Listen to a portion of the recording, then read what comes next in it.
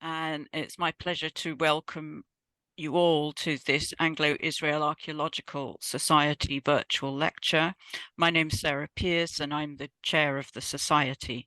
And today it's our great privilege to welcome Chris Rollston, who's going to talk to us on the subject of the schooling of a scribe in ancient Israel. And I'd like to particularly record my thanks to Chris for stepping in relatively late in the day to give us this lecture. Really very grateful to you, and to Professor Hugh Williamson and Sheila Ford, our administrator, for all they've done to make this possible. It's my role to remind all of us that we are a charity and that we do rely on our membership fees and generous donations to continue our activities of public lectures, of grants to students who in normal times will go on digs in Israel and do research in Israel and the surrounding region. And lastly, but by no means least, to publish our peer-reviewed journal Strata. As a member, not only do you help to fund these core activities, but you also get a copy of the journal. If you're here and not a member, we do urge you to join by getting in contact with our administrator. And so now it's my pleasure to introduce our distinguished lecturer for this evening, Chris Rollston, who's Professor of Northwest Semitic Languages and Literatures and Chair of the Department of Classical and Near Eastern Languages and Civilizations at the George Washington University. Chris holds an MA and PhD from the Johns Hopkins University. He's a leading scholar in the field of Northwest Semitic. That means languages including Hebrew, Aramaic, Phoenician, and Ugaritic, and he specializes in epigraphy, the study of inscriptions. And his many research interests include ancient writing practices, scribes and scribal education, ancient literacy, the origins of the alphabet, and modern and ancient forgeries. His book, Writing and Literacy in Ancient Israel, published by the Society for Biblical Literature in 2010, was awarded the American Schools of Oriental Research's Frank Moore Cross Award in 2011. Chris's more recent volumes include Enemies and Friends of the State, Ancient Prophecy and Context, published in 2018, as well as Biblical and Ancient Near Eastern Studies in honor of P. Kyle McCarter, Jr., published in 2022. His monograph, with the very exciting title, Pious Forgeries, Forging History in the Ancient World for the Bible and the Modern World of Biblical Studies, is now forthcoming with Eerdmans in 2024. Chris, may I invite you to give your lecture and to thank you very much for what you're doing for us.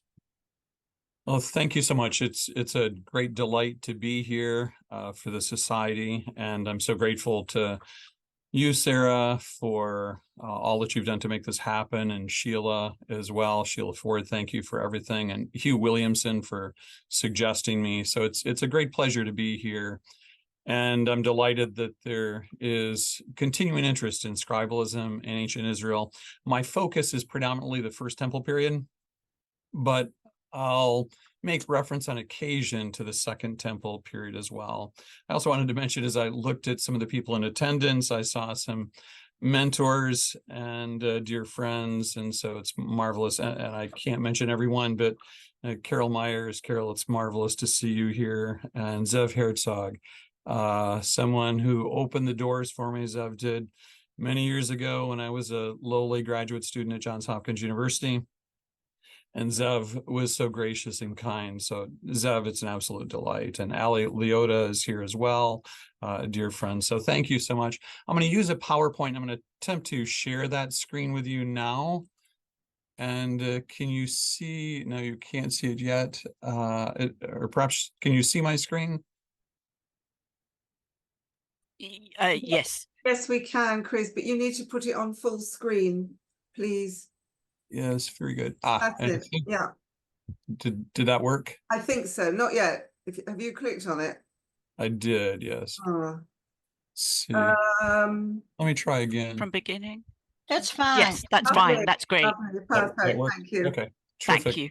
Well, it's so great to be here again, and thank you so much. So the schooling of a scribe in ancient Israel, it's a topic that's been near and dear to my heart for a long time. It wasn't the focus of my PhD dissertation at Johns Hopkins, which I completed in 1999. The focus of my dissertation research was, in essence, the gradual development through time of the Iron Age Hebrew script, the old Hebrew script, from basically the 8th through the 6th centuries BCE.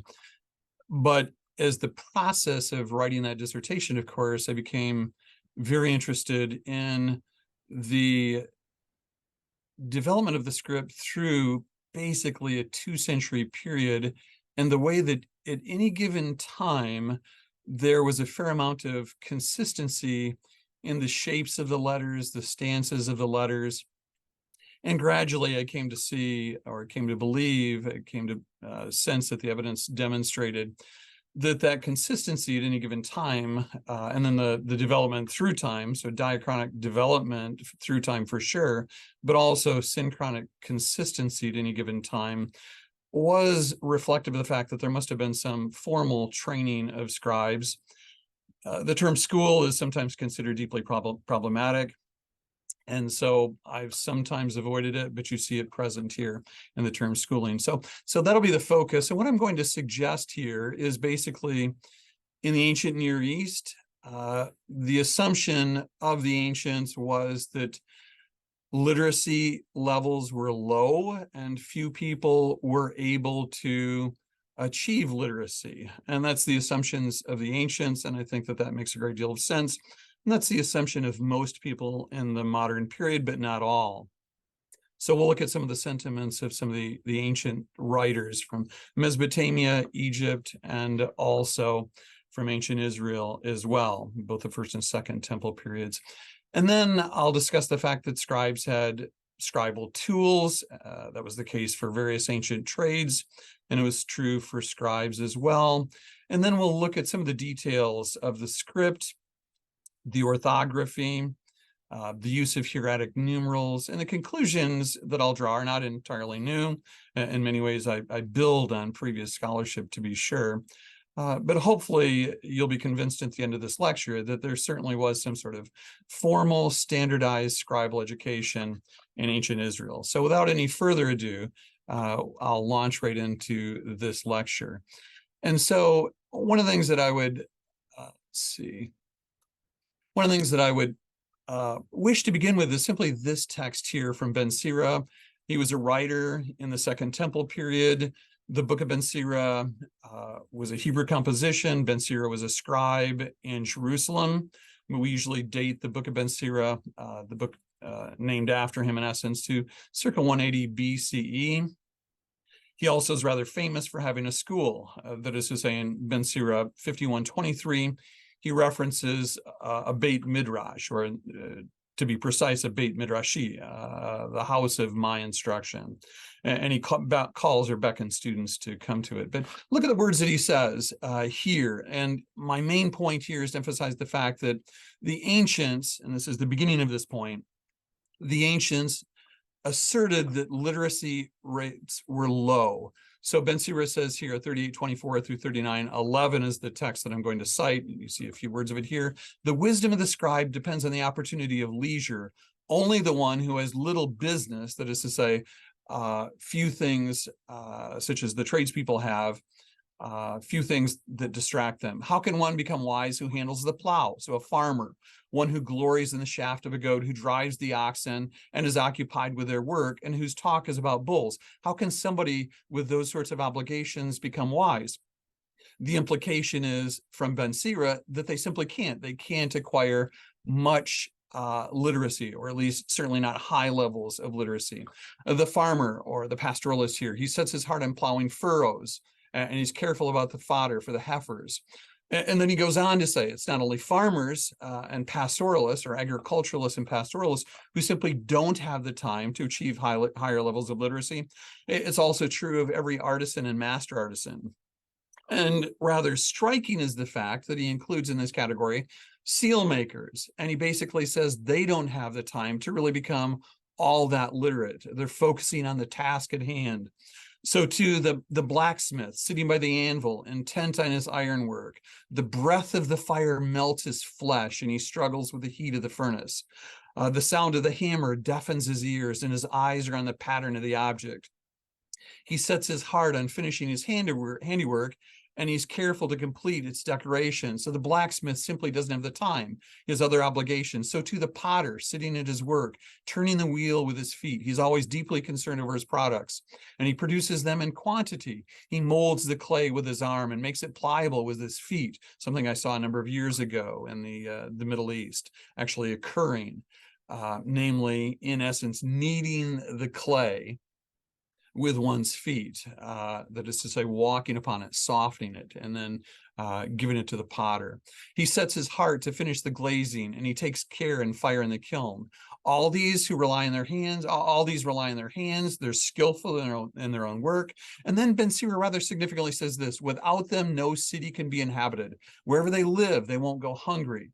And yet he says they're not sought out for the council of the people, nor do they attain eminence in the public assembly. So he's contrasting the life of the scribe with the life of the tradespeople. Then he goes on, they don't sit in the judge's seat, nor do they understand the decisions of the courts.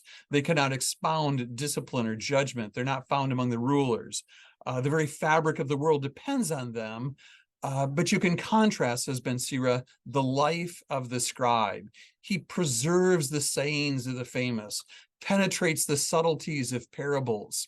And then Ben Sira goes on, the scribe travels among the great and appears before rulers. He travels in foreign countries, so not just his own country. He learns what's good and evil in the human lot. He becomes a student of human nature in his own country and abroad. And of course, it was a patriarchal world in certain respects. And so Ben Sira envisioned a male scribe doing these things. He will show the wisdom of what he's learned and will glory in the law of the Lord's covenant.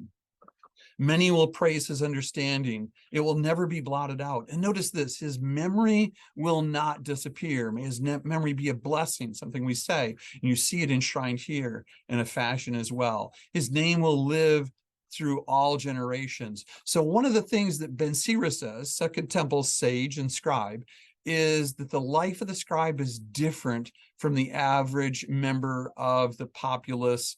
And even though the tradespeople, the farmer, the smith, the potter, the seal maker, these people are all very important. And he could have listed additional professions as well that were very important. But he says, look, they just don't have the time to achieve literacy and notoriety in their own communities.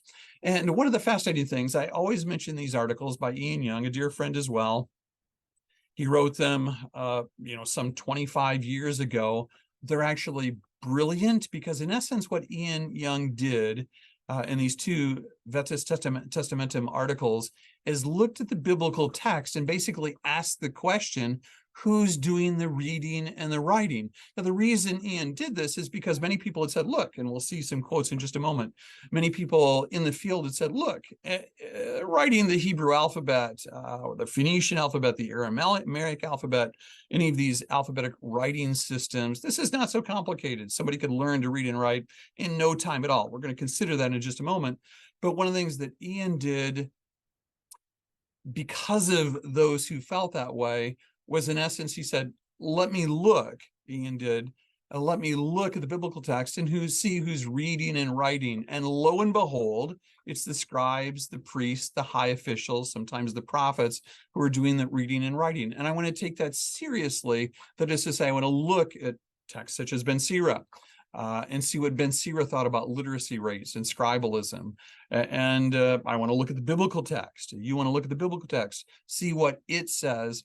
And we want to let the text, these ancient texts, do the talking. We want to let them be determinative for our views of who could read and write. Ben Sira is pretty clear. The Bible itself, the Hebrew Bible, very clear as well. What about Egyptian texts? We have so many Egyptian texts. The Satire of the Trades, Middle Kingdom text, very famous.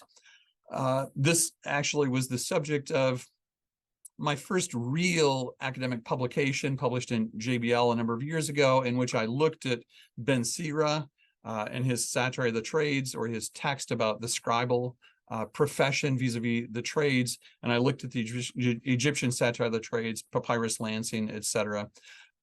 So this text of Ben Sira and these Egyptian texts are very near and dear to my heart. But notice what this Middle Kingdom text says. from a scribe, Keti, for his son, Pepi. I have seen the smith at work at the opening of his furnace. So blacksmith mentioned here, just like in Ben Sira. Fingers like the claws of a crocodile. He stinks more than fish roe. And the jewel maker, bores with his chisel and all kinds of hard stones. When he's finished the inlay of the eye, his arms are spent, he's weary. The potter, he's under the soil as if he were dead, yet still among the living. He grubs in the mud more than a pig in order to fire his pots. The farmer wails more than a guinea fowl. He's louder than a raven's. His voice is louder than a raven's. His fingers are swollen and stink to excess because of the necessity of the manual labor that he's doing. And then the Satire of the Trades says there's no profession without a boss, except for a scribe. He's the boss. By the way, to draw a parallel, Ben Sira, in essence, was attempting to recruit students to his school by contrasting the life of the scribe with the life of the trades. The Satire of the Trades here, the Egyptian Satire of the Trades, attempting to do the same thing. And so it's saying, look, the professions, those are difficult ways to make one's living. But the life of a scribe, oh my goodness, it's a life without a boss. Of course, we know that's not true. It's hyperbole. Everybody has a boss, but the Satire of the Trades was attempting to recruit students to higher ed, as it were. But if you know writing, it will do better for you than those professions. Each I've set before you, each one more wretched than the other. The day in school will profit you. Its works are forever. In other words, stay in school. Don't drop out of school. It's beautiful. Papyrus Lansing, very similar sort of sentiment. See for yourself with your own eye the occupations that lie before you. And he mentions a number of them. And I've just given you a selection here as well. The washerman's day, so someone who's washing clothes. It's going up, it's going down. All of his limbs are weak from whitening his neighbor's clothes. The maker of pots smeared with oil, like one whose relations have died. The carpenter who's in the shipyard carries lumber, stacks it. If he gives today the output of yesterday, woe to his limbs. I've done a fair amount of carpentry in my life, and I could attest that this is absolutely true. And a day or two after I've worked in such fashion, I feel it. So Papyrus Lansing here is, from my perspective, dead on. He also mentions, look at the woes of the soldier. Look at how many superiors he has. He's hungry, he's dead, yet well alive. Mesopotamia, we get similar motifs, not the same, but similar motifs, especially emphasizing the scribal art, education. It's the mother of orators, the father of masters. The scribal art is not easily learned. And I certainly think that learning to read and write Mesopotamian cuneiform was more, and Egyptian hieroglyphics and hieratic, demotic, these are all more difficult than reading an alphabetic writing system.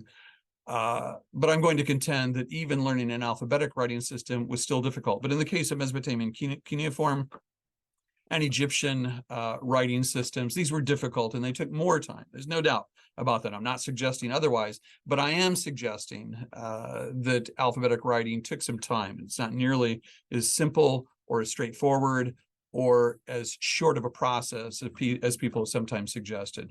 So in any case, the Mesopotamian text here, with regard to writing Mesopotamian cuneiform, the scribal art is not easily learned. He was learned it, need no longer be anxious about it. Strive to master the scribal art. It will enrich you. Be industrious in the scribal art, and it will provide you with wealth and abundance. In other words, stay in school as well. Don't be careless about learning the scribal art. Don't neglect it. The scribal art is the house of richness, the secret of Amanaki. Work ceaselessly with the scribal art and it will reveal its secret to you. But if you neglect it, people are going to talk about you. Now, I'm from the Albright School, Johns Hopkins University, part of the Albright School. I think that Albright made many, many wonderful contributions to the field. But his notions about just how long it might take to learn the Hebrew script and Hebrew orthography Hieratic numerals, the totality of it, I think that, well, you see what he said here. Since the forms of the letter are very simple, the 22-letter alphabet could be learned in a day or two by a bright student and in a week or two by the dullest. Fascinating statement. This statement, by the way, is something that suggests to me that W.F. Albright, great as he definitely was, probably spent very little time with his own children. Because if he had, he would have realized that learning one's first writing system, even an alphabetic one, takes time. But Albright wasn't alone in suggesting this. Jamison Drake says this: the old Hebrew alphabet was simple enough that functional knowledge of it could be passed on from one person to another in a comparatively short time. Schools would hardly have been necessary. Weeks said this: the Phoenician alphabet, adopted and then adapted in Israel, is neither complicated nor arcane, and it's not necessary to suppose that lengthy schooling and a course in reading literature was necessary for a good grasp of the essentials.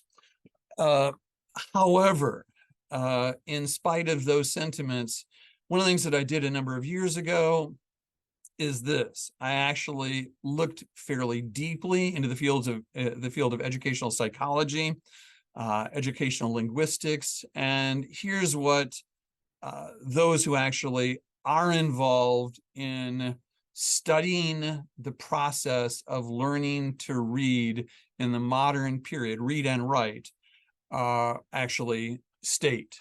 Airy, for example, says, look, even for an alphabetic writing system, there's stages of learning: pre-alphabetic, partial alphabetic, where there's a basic knowledge of grapheme, phoneme correspondence, so letter and sound correspondence. Then there's full alphabetic, consolidated alphabetic, and it takes years, Airy suggested.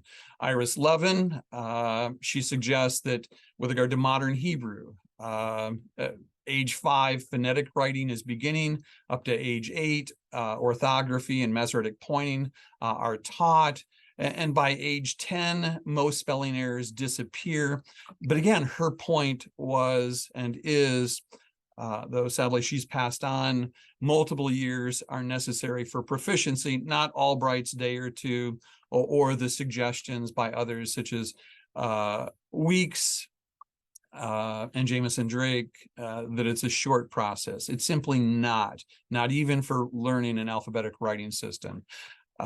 Scaff and Helen Sauter, with regard to Arabic, note this: I'm in essence looking not only at say languages such as English, French, German, but also at Semitic languages as they're taught in the modern world. First grade, so formal instruction begins in earnest.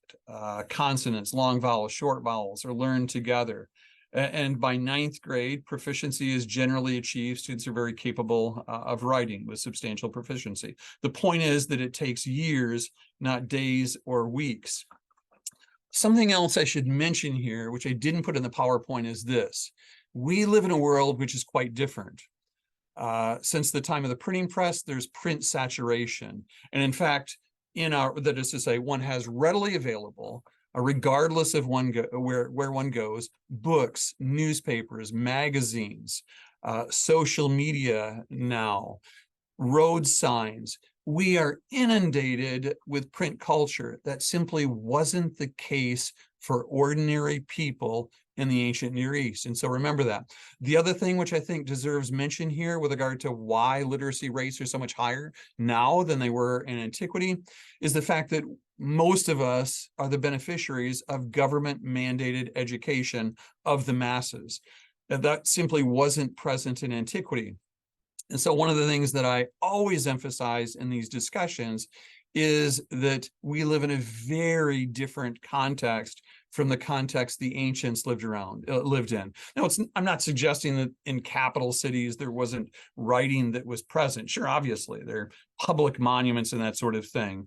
But the average person in the average small town or the village or someone entirely in a rural context, they're not going to see writing. They're not going to be exposed to it, generally speaking. It's simply not part of their world. It's very different from now. And also, there wasn't government mandated education in the masses, in contrast to most countries today. So sure, we have high rates of literacy now, but it's not because we have an alphabetic writing system. During the Middle Ages, there was an alphabetic writing system, and yet literacy rates remained low.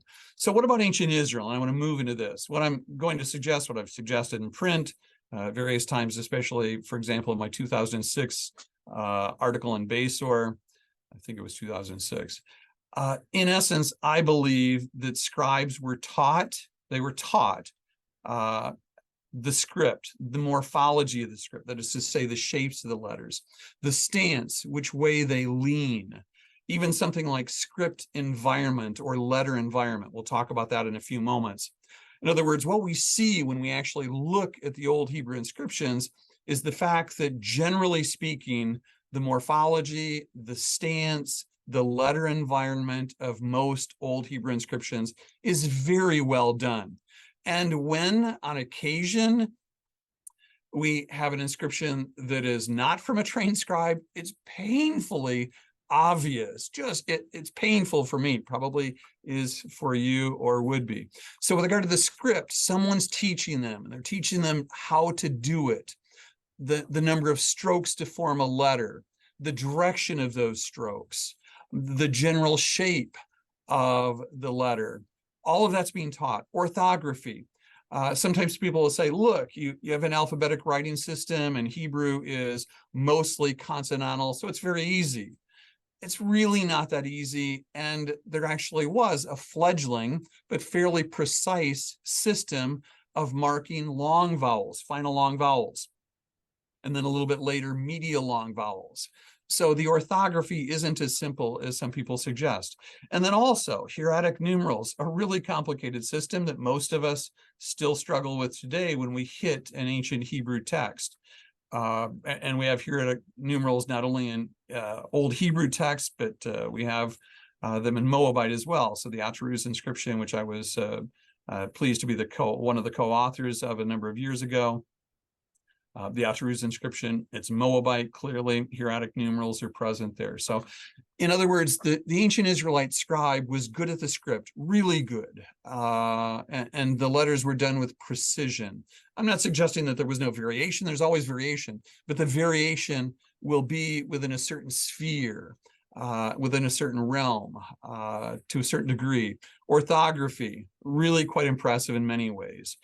There were multiple ways to spell, to mark the vowels, and within the Old Hebrew script, it's very consistent. Hieratic numerals.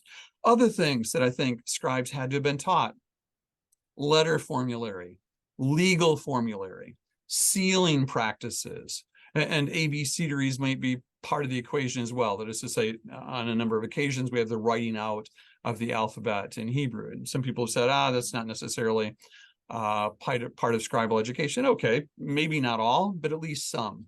I think an ancient scribe in Israel has to have been trained in writing history and in history itself. That's why I think when you look at Kings and you compare it with, say, Mesopotamian texts, or you look at Kings, the Book of Kings, I mean, First and Second Kings, you compare it with Mesopotamian texts, or you compare it with, say, the Mesha Stela, or you can compare it with the Taldan inscription.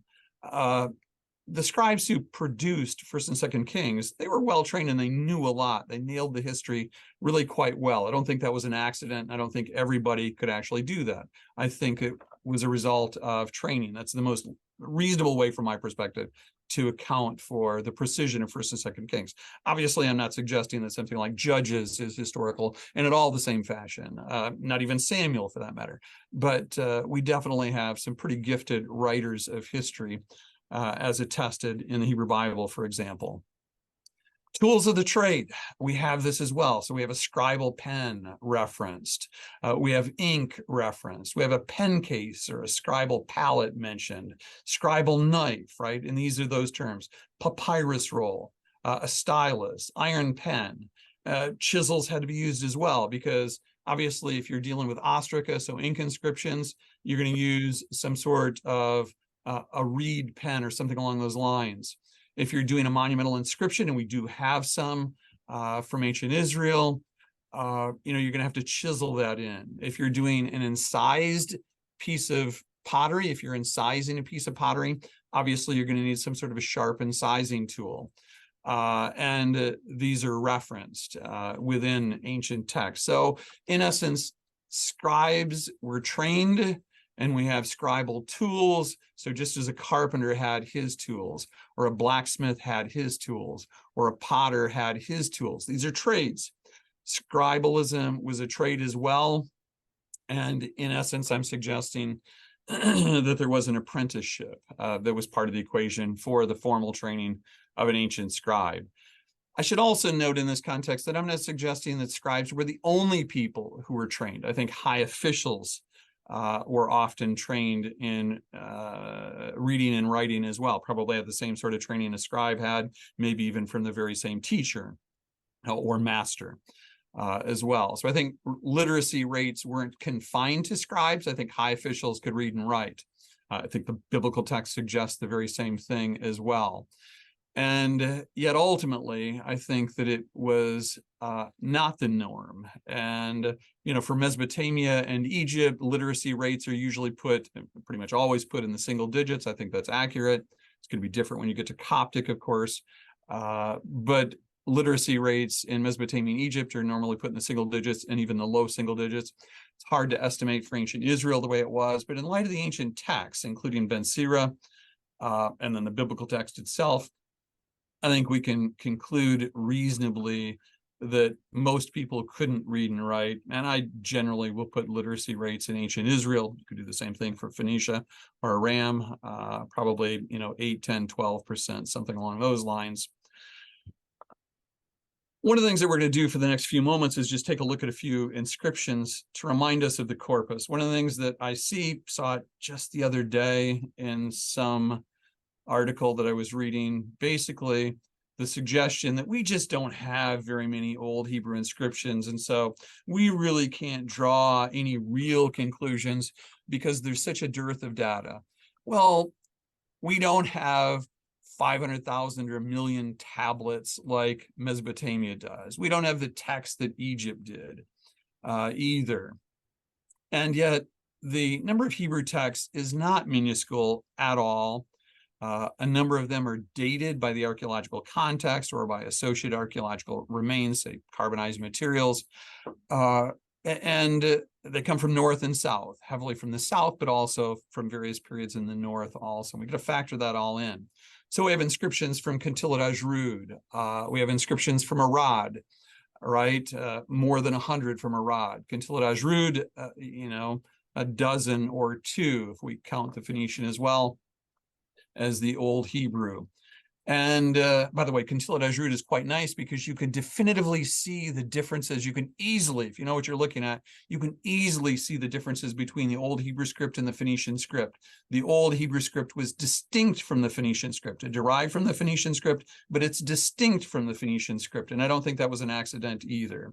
And you can see it if you know what you're looking for. It's really easy to tell the difference between a Phoenician script, the Phoenician script, and the Old Hebrew script. It's so easy, it's like falling off a log. It is just simple. In any case, my main point here is that we have inscriptions from Kuntilat Ajrud. We have inscriptions, a few from Khirbet el-Kom. We have more than 100 from Arad. We have scores from Lachish. We have more than 100 from Samaria. 60 some were published initially, but there are some that are semi-legible. Reisner called them illegible, but Ivan Kaufman actually was able to rephotograph them in Istanbul during the 60s, and he could actually read some of the letters from some of those. But again, the point is over 100. We have numerous inscriptions from Jerusalem and various other sites as well, right? Horvat Uza as well, with Beit Aria's great excavations and great capabilities of always finding some inscriptions. So the point is we have a lot of inscriptions, hundreds, and then if you throw in seals and bullae, the numbers increase dramatically as well. So we have a lot of Hebrew inscriptions, and whenever I see someone basically state, scholars, I'm not talking about lay people, talking about scholars, suggest that we just don't have very much Old Hebrew evidence. it's not exactly something I enjoy reading because it's problematic and it's actually not correct. We have a fair amount of data, and the data patterns in a consistent way. Now let's go ahead and move in to some of the data. Quintilla Ajrud, very famous inscriptions discovered by Meshel. Here's a line drawing as well, Meshel's line drawing. Khirbet el-Kom, so not only Quintilla Ajrud, but Khirbet el-Kom. These are great inscriptions, and we can date them with a fair amount of precision. Samaria, as I mentioned, this is 17a. By the way, we can also see dialectical differences. This inscription reminds me of that between the northern dialect of Hebrew, as was used in Samaria, Jezreel, etc., and the southern dialect as was used in Judah. So, for example, in the north, in northern Israelite Hebrew, shat, shin tav, was the way that you spelled the year. In the south, of course, shana, right? The word wine, spelled yod yod nun in Judahite Hebrew, that is to say, the Hebrew of the southern kingdom of Judah.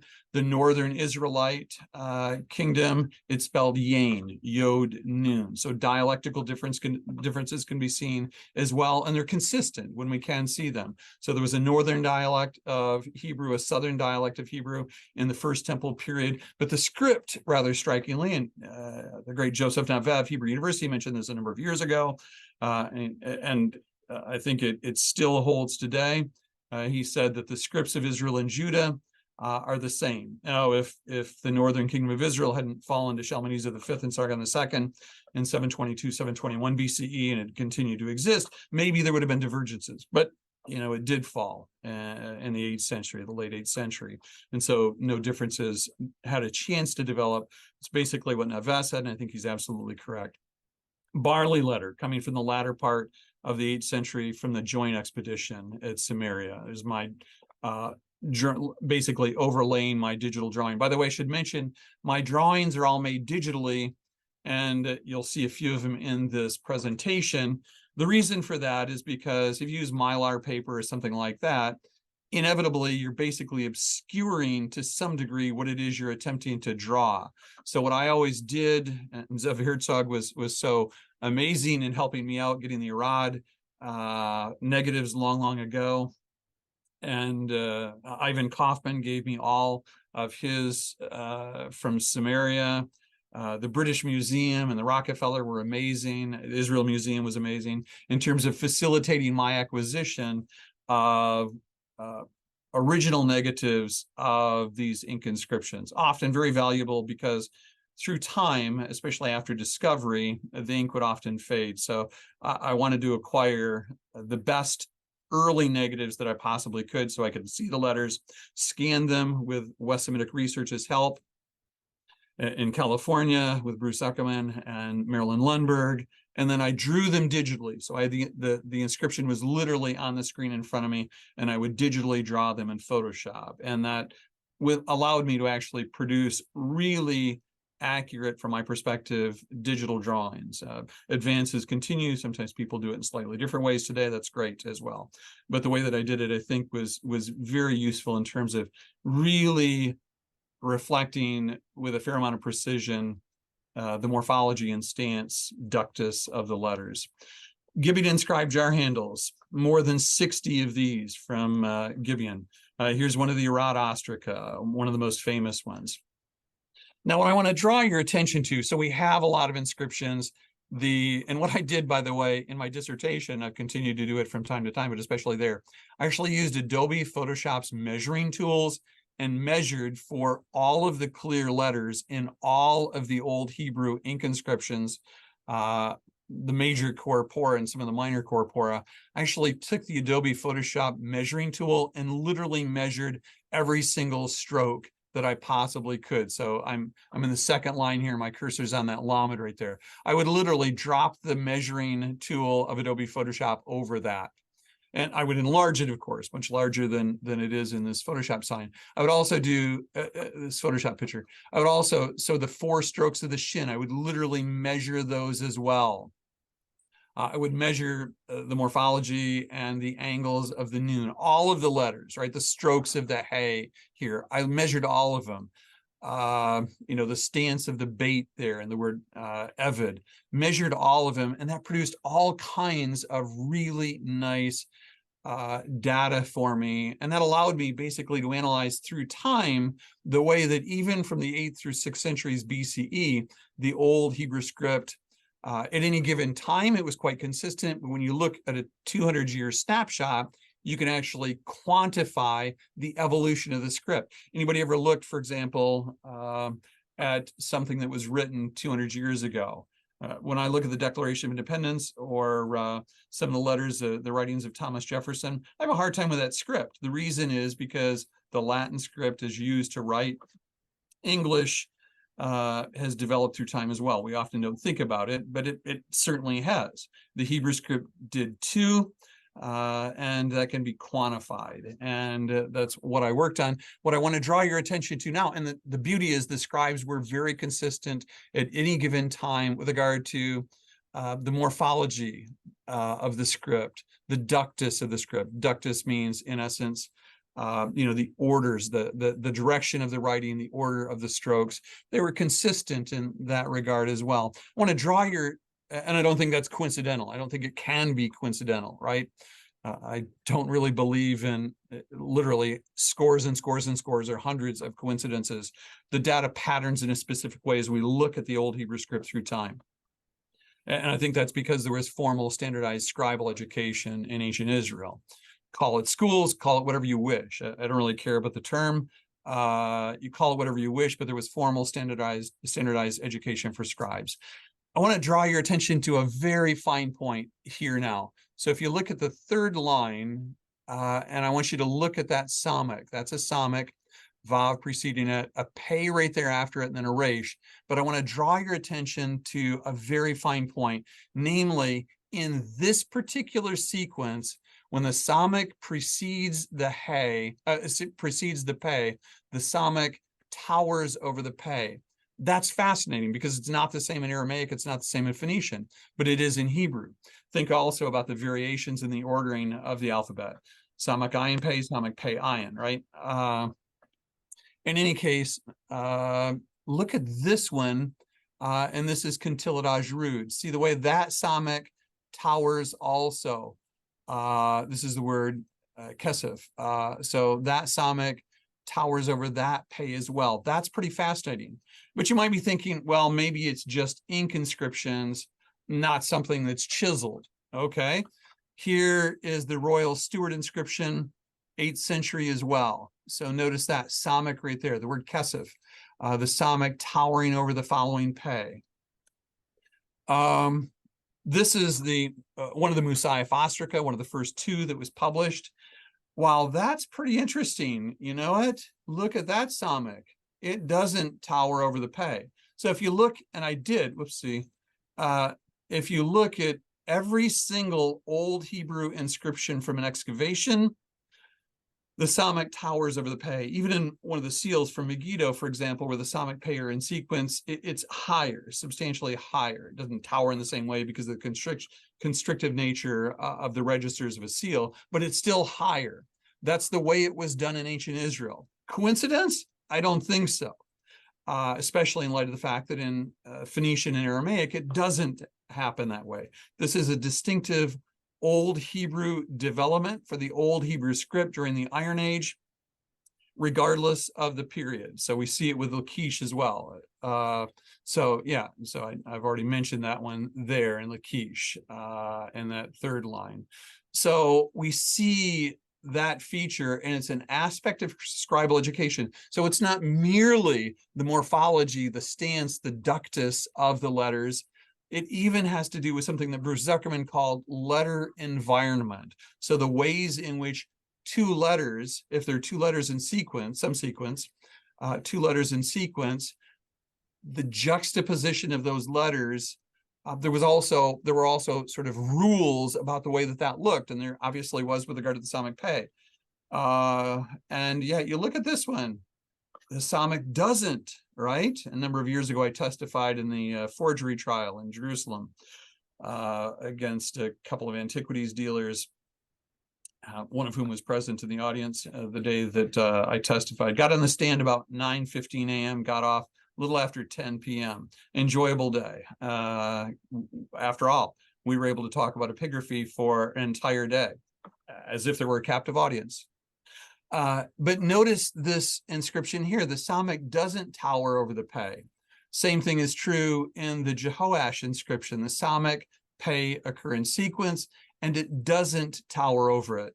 What's going on with these two? Well, they're both from the antiquities market, and those features, the fact that it doesn't reflect standard Old Hebrew letter environment, those are among a multitude of things that were red flags for me, and also red flags for Joseph Navet, and ultimately red flags for Frank Cross as well with regard to these, and a number of other people. But these two are from my perspective, in fact, I think it's, certain, the Musaf, these two Musaf ostraca that surfaced first, and the Jehoash inscription are definitive modern forgeries. And the forger just didn't know how an Old Hebrew scribe or the forgers could have been the same person, could have been two different people. They made the same mistake, though, right, with regard to the Samic pei. And the reason they made the mistake is oftentimes when epigraphers like me will draw the script, we often don't show, I tried, but we often don't show letter environment. And so the forgers of those inscriptions didn't have the data. Now, since I pointed this out a number of years ago, originally in an SBL presentation, and then later in my Ma'arav article, and I highlighted it as well in the Beis article after that, forgers are no longer making the mistake, which is part of the problem too, right? If you point something out with regard to a modern forgery, a mistake that a modern forger makes, you can bank on the fact that they're going to read your article, they're going to hear your presentation, and they're going to avoid that mistake again. I've kept a few mistakes back, by the way, that I'll never tell anyone. Just so that as long as I'm living, I don't have too much trouble ascertaining when something's a forgery, hopefully. Old Hebrew orthography. I mentioned that at the very beginning, but look at this. So in Old Hebrew inscriptions, final long vowels, certain final long vowels were marked. So look at number 4, Roman numeral 4 there. If you had an etymological long U, it was marked by a Vav Mater. If you had an etymological long O, marked with a He Mater, the same He Mater marked a long A or a long E. But and then the Hierarch, I guess number 3 there, Roman numeral 3. If you wanted to mark a long I, you'd use the Yod, right, to mark that. It's pretty consistent across the board. So the scribes were trained in orthography as well. Medial long vowels developed later. We basically get the first of them in the late 8th century. We get them in the Royal Steward inscription with regard to Arur, where that word is spelled Aleph, resh resh, but with a Vav Mater in there, marking the long U. And you see other examples during, in essence, the late 8th century, 7th century, early 6th century, where internal long vowels, certain internal long vowels were marked as well.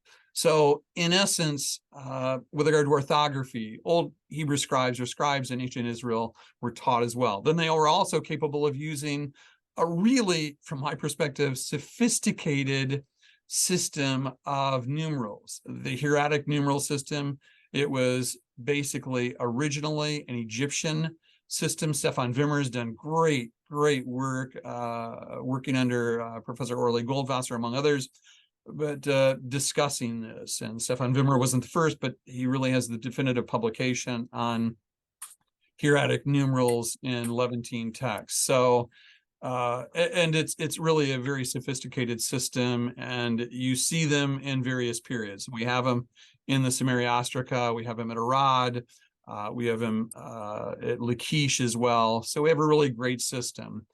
We also have letter formulary, which is plugged in also. We see that at Arad, we see it at Lachish, we see it in other places as well. So a scribe knew how to write a letter, and there was a particular way that was customary, just as there was in Mesopotamia and Egypt as well. we're in Mesopotamian Egypt, and so we have the same sort of thing in Old Hebrew inscriptions as well. And UNESCO has described literacy, and so what some of you may be thinking is, were there levels of literacy? Absolutely, there were levels of literacy. I think there are qualities. They're better carpenters than others. They're better blacksmiths than others, right? There were in antiquity. There were better seal makers than others. But I think that, so yeah, there were levels of literacy. I think probably some officials, sort of soldiers, military officers, they might not have been trained as well as, say, an actual scribe. But we definitely have levels of literacy. And I've sort of given an indication here as to how I define literacy. So I want to draw a distinction or a line between someone who might be capable of writing their name and someone who might be able of writing a text. So, but you can see that definition there. So that is, in essence, the conclusion. So what I would say is that in ancient Israel, we definitely had some sort of formal standardized scribal education.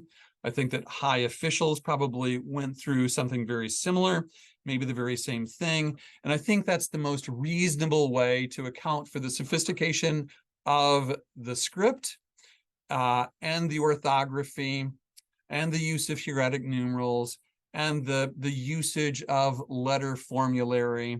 I think that cumulatively, it's really difficult to avoid the conclusion that there was some sort of formal standardized education.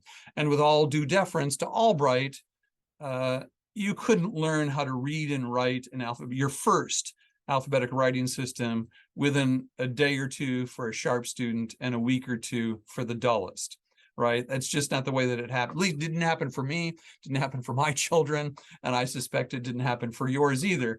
Because I should also conclude by mentioning that when someone begins to write, a small child begins to write his or her first writing system, remember how it is, right? The letters are sometimes flipped around. The size is not proportional. The stance is reversed at times, or it's quite different. It takes a while, even for a sharp kid writing his or her first alphabetic, learning his or her first alphabetic writing system. It takes some years. And I don't think that literacy was widespread at all. And then I bring in data from the ancient world in which they suggest the very same thing. All right, that's in essence a whirlwind summary of why I think there were why there was scribal education in ancient Israel. I think the epigraphic evidence compels me to say that. All right, thank you so much. Thank you so much, Chris, for an absolutely fantastic lecture.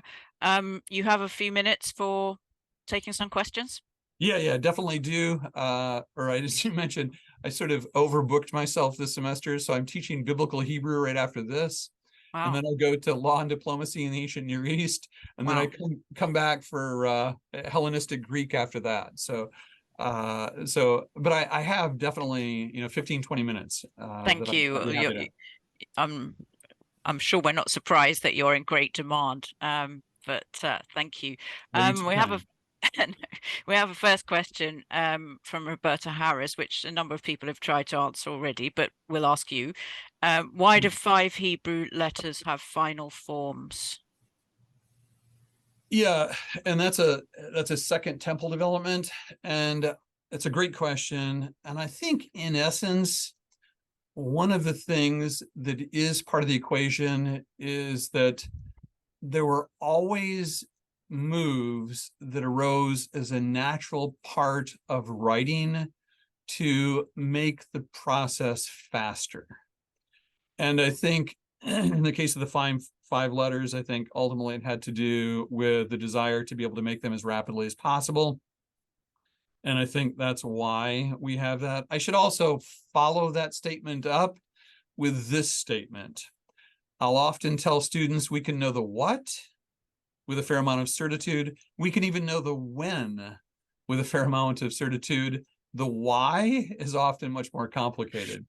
And so what I would say is that the principle of economy, that is to say, writing in the most rapid way possible, was definitely part of the equation, and you could use it to contend that that was the reason for the gradual development of the final forms, Sophie, of various letters. So, great question, not one we can answer with certitude, but at least I think the principle of economy was part of the equation. Why didn't it happen for all of the letters? Difficult question, right? The whys are so very difficult. Thank you. Then from Linda Salmon, why would high officials universally need to both read and write, as opposed to having just the ability to read? Yeah, it's a great question, and I like it very much. And so that prompts me, allows me to mention that reading and writing are related but different. And so absolutely right, that these are different skills. A high official indeed would really need to be able to read, but also that same high official might very well he might very well have a scribe handy much of the time. I presented in May at Hebrew U and argued that the scribe of the army was a thing in ancient Israel. We do have a biblical reference to that. I think it was true. I think high officials, including army officers, would often have scribes handy, but not all did. And in fact, in Lachish 3, we actually have an army official who didn't have a scribe handy, and so did compose his own letter. So I think that, if you want to climb the ladder in the modern period or in antiquity, the more you knew, the better off you were. And so sure, some officials, the clock punchers of ancient times, they'd probably be like, look, I can read, that's all I really need to do. But someone who wanted to go a little bit higher might very well say that they wanted to, in essence, learn not only to read, but also to write. But I'm sure that there were people who basically were fairly decent at reading, but not so great at writing, because those are independent. They're related, but they're independent. Good, thank you. Thank you very much, Chris. So Richard Tuttle, different area. If you hold back specific information from forgers, are you not also eliminating transmission of potential academic information as well, especially for upcoming scholars? How do you rectify this kind of stance for the advancement of education? Yeah, that's good. It's a double-edged sword, right?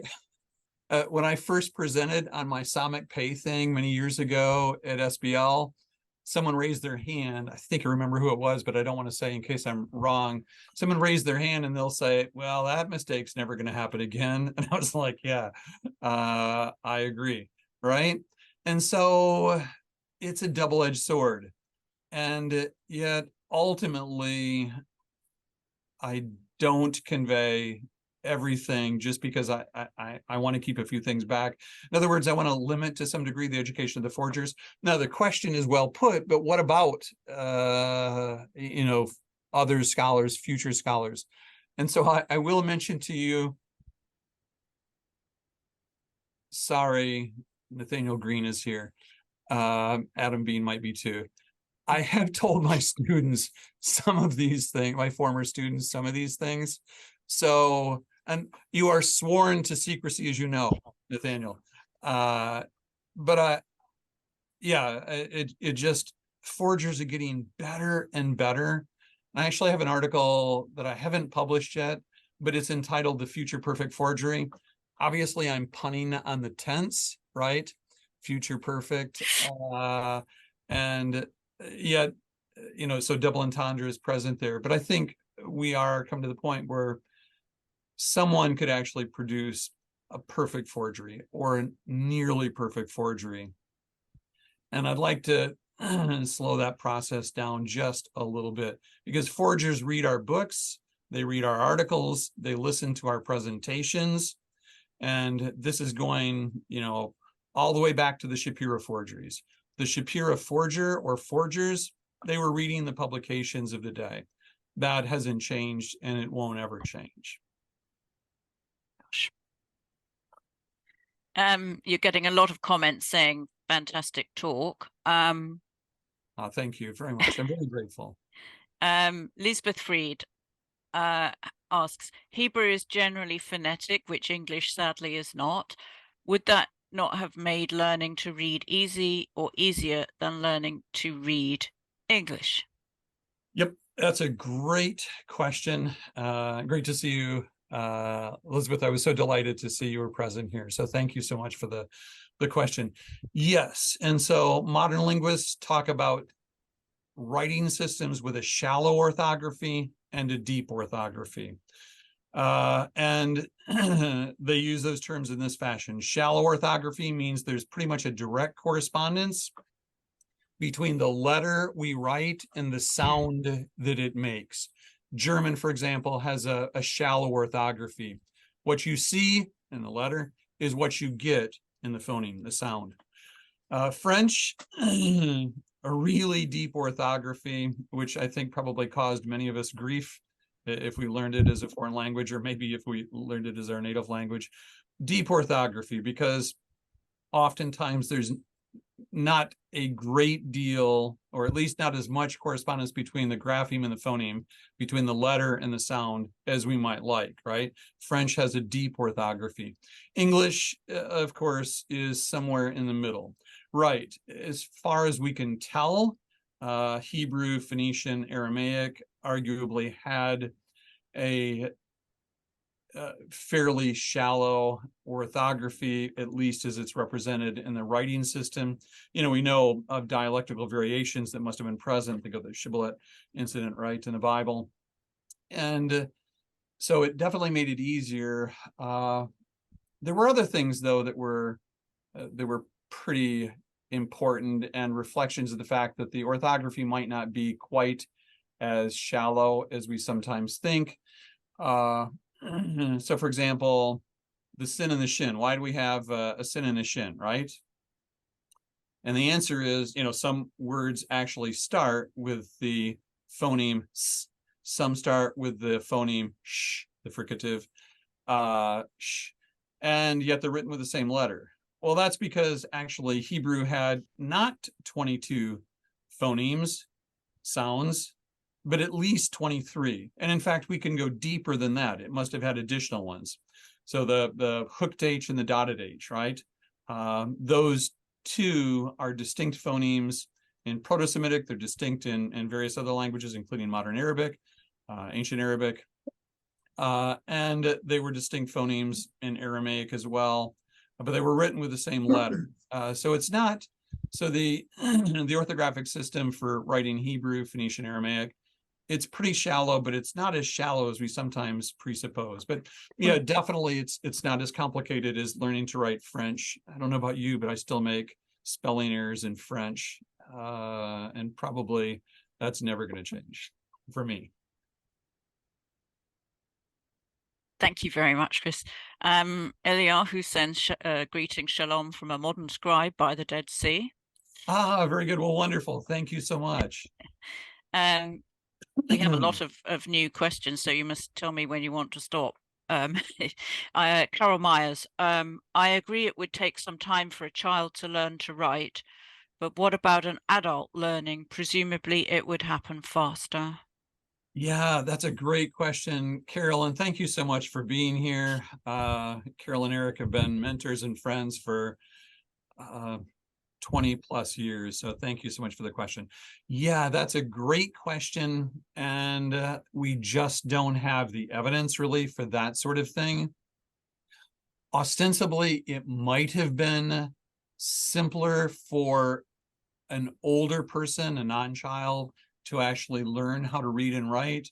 And yet in the modern period, we know that if someone has lived their life not actually reading and writing, that barrier is simply too much, and they just still can't sometimes.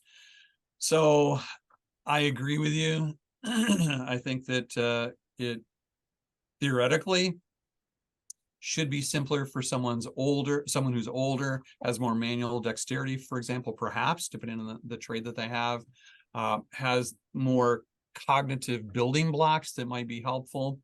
But we just don't have the evidence for that sort of thing. And in Mesopotamian Egypt, it's clearly young people who are going to school. And we don't have evidence of that sort from Phoenicia or ancient Israel or Aram with regard to older people learning. We presuppose that it was younger people. And in Ben Sira's time, he's attempting to recruit young people, whom he often calls my son, something along those lines, which was a way that in the ancient Near East you could refer to your student, which I like. Yep, very good. Another question. I can go until like quarter after. Would that be all Okay, right? that's great. Thank you. We have lots of questions. Very stimulating lecture. John Gentry, what resource would you recommend for someone with previous education in biblical Hebrew who would like to study ancient Hebrew writing? Yeah. So they have training in biblical, you said? In biblical Hebrew. Yep. But Yeah. Okay. Yeah. I think probably the best book from my perspective, Joseph Nevel was a friend and a mentor, amazing mentor. I think his book is still the best place to go. Early History of the Alphabet is just a fabulous work. You can do in some of my articles, like my ones in the Frank Cross Festschrift, where I sort of give all of the letters and discuss the variants through time. That's a good place to go, I hope, too. Frank Cross's works, just terrific as well. Adi Yardeni, the late Adi Yardeni, sadly having passed at a very young age, her works are terrific as well. So yeah, and other people, Mathieu Rochelle has done some work as well. So they're good places to turn. But I'd maybe because of my fidelity to Joseph Nevel and my fondness for him, I think his book is just really terrific and is a great place to start. Thank you very much, Chris. Maya Shafamab, I know Hebrew writing was before the Phoenician seers. Sorry, not quite clear what the question is. Yeah, I think I might be able to Yeah. answer a question that might have been part of the equation there. Thank you. So one of the things that's true is that the ancient Israelites actually adopted and then either consciously or unconsciously, I've suggested consciously, modified slightly, although I'm not too invested in that. But basically, the Phoenician alphabet antedates, comes before the old Hebrew alphabet. It's really clear from the evidence. Our earliest Hebrew inscriptions pick up or begin about the 9th century BCE. Albright thought the Gezer calendar was Hebrew and dated it to the 10th century. Frank Cross and David Noel Friedman suggested the same in EHO and various other places. And yet, ultimately, Frank Cross also said that the differences between the earliest Hebrew inscriptions and the Phoenician were sort of faint at best.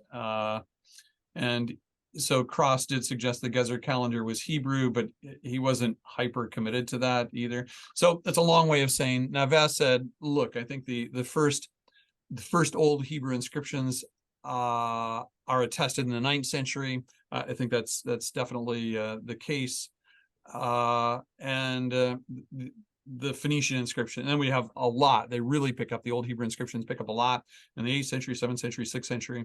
But the Phoenician inscriptions are earlier, and we can actually see that the Phoenician script was the model that was the basis for the old Hebrew inscriptions. That reminds me to say as well, something I've said in print on occasion, and that is that the Phoenicians didn't invent the alphabet, and they didn't claim to, and the Greeks didn't claim that the Phoenicians invented the alphabet either.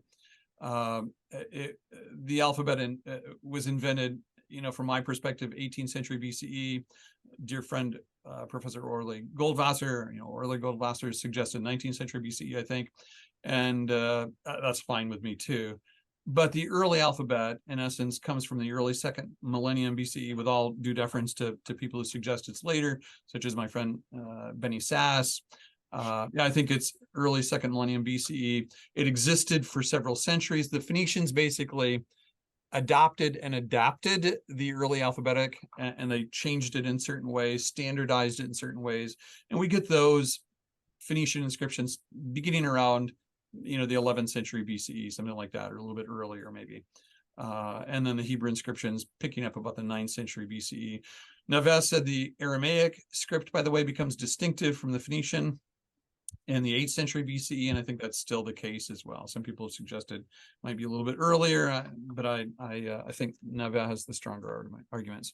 So the Phoenician inscription is prior to the Hebrew. The Hebrew script, distinctive script, begins in the 9th century BCE, just as Naves said. I think he has the stronger arguments, and I've embraced them and maybe augmented his arguments to some degree, to just to a modest degree.